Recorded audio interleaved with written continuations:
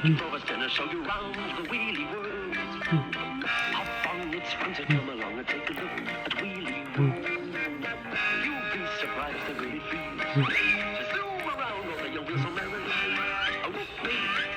You don't need to take it for a take you want a free and different street. No bridge fun, yellow, don't be worried, for there's no cause for alarm.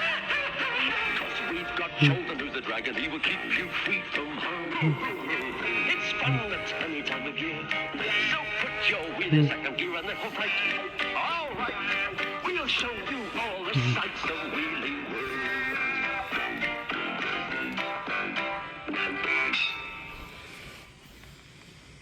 Everything in Wheelie World was quiet and still. It was a bank holiday and everyone was having a lie-in.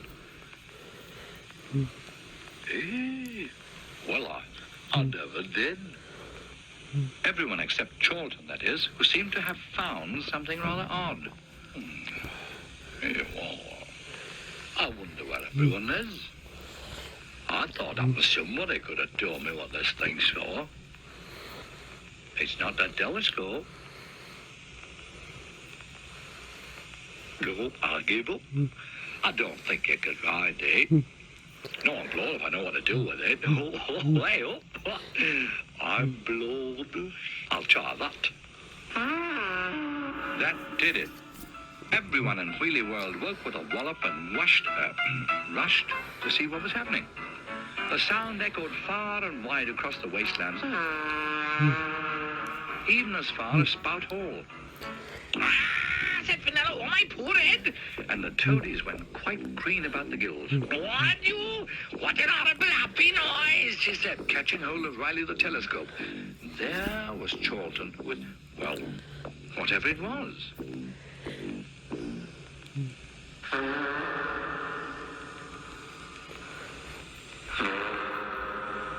And whatever it is, I don't like it, snapped the Kettle Witch. Oh, over a sweat. Oh, drat that dragon. Which was all too much for Riley. He fainted clean away. Hacky V, I'm not having it, screamed Fenella. It's worse than a pick of the paps. At which she picked two of the toadies and they popped off to find out what was going on. Chorlton had stopped playing for a while to give the minister a chance to get through his daily ration of long words.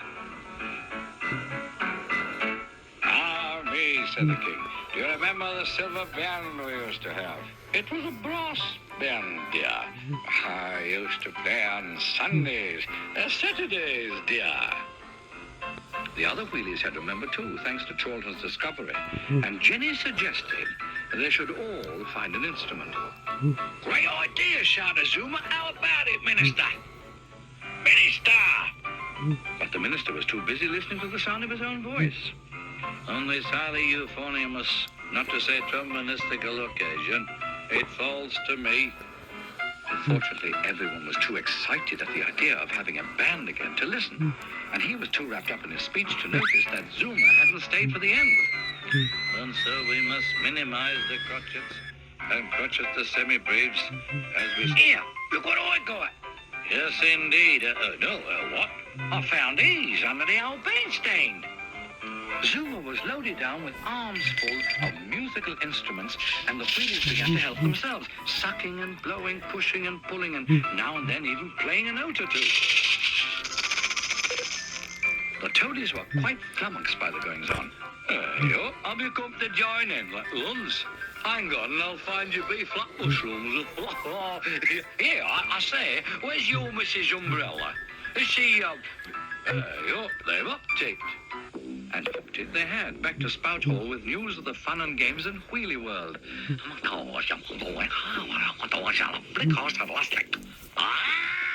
I give them brass bands? Fenella screamed, and shot up and down through the bottom of the kettle. Entschuldigen Sie, Frau Fenella.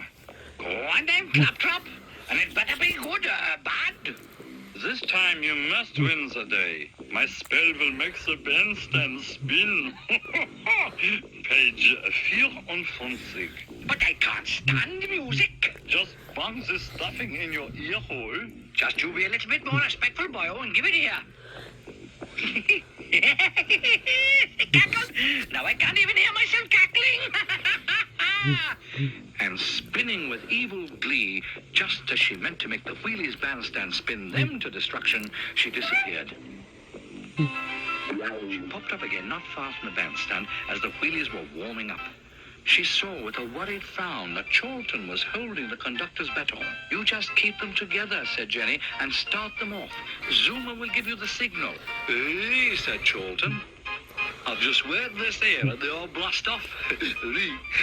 "Get set!" Well, get set they did, but blast off they did not. They looked at Zuma. "Here," he called. "You lot remind me of the musical Tyre." "Eh?" "Yeah, had plenty of wind but sang flat." "Oh, sang flat? Oh, never mind." "Oh, what?" Charlton was worried. "Got it up play then?" Oh, sang flat. Oh, very good. I don't get it." "Oh, take no notice, Charlton," said Jenny. "Just start." "Right, lads. 1, 2, 3. Eh? Suddenly, Charlton hadn't got the baton anymore. "All right, Andy, Previn, cackled Fenella. Now I'll call the tune." And as she started to cast the spell, "Molto vivace, accelerando, move yourself, dozy bandstando." The bandstand started to spin.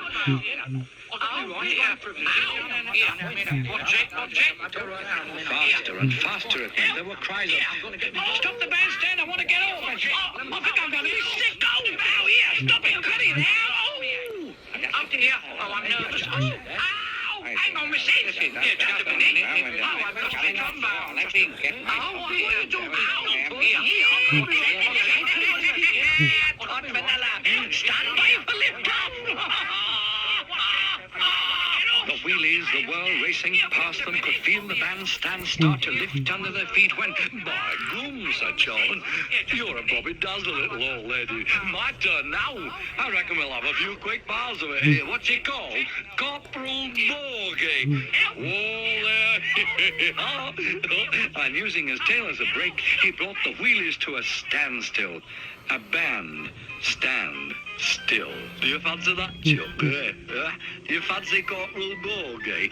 "What?" screeched Fenella, who'd forgotten all about the cotton wool in her ears. "Do you fancy Corporal Bogey?" he shouted. "Speak up, Lomax." "Corporal Bogey," roared Charlton.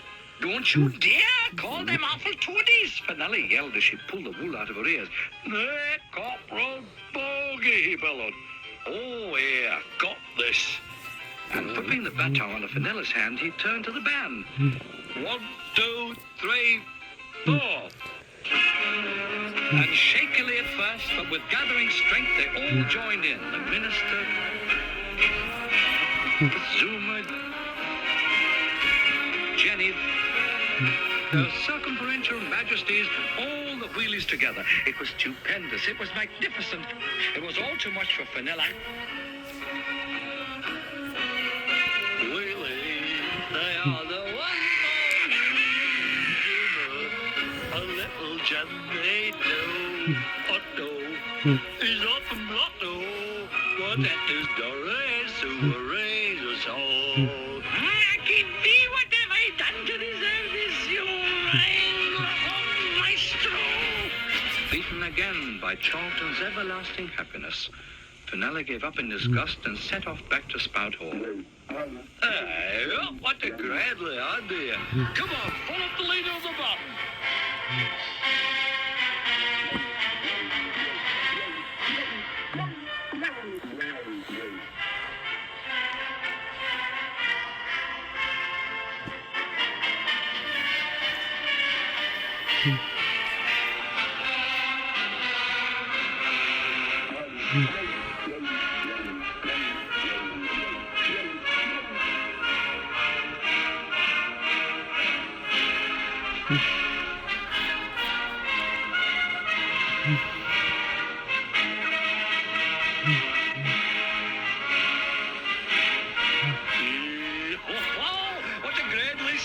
Said Charlton as the kettle lid crashed up and down. After a while, as it got near to tea time, Zuma marched the band off home. Charlton waved to Fenella.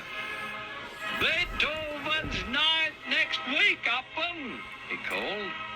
Oh, well, bye-bye, little old lady.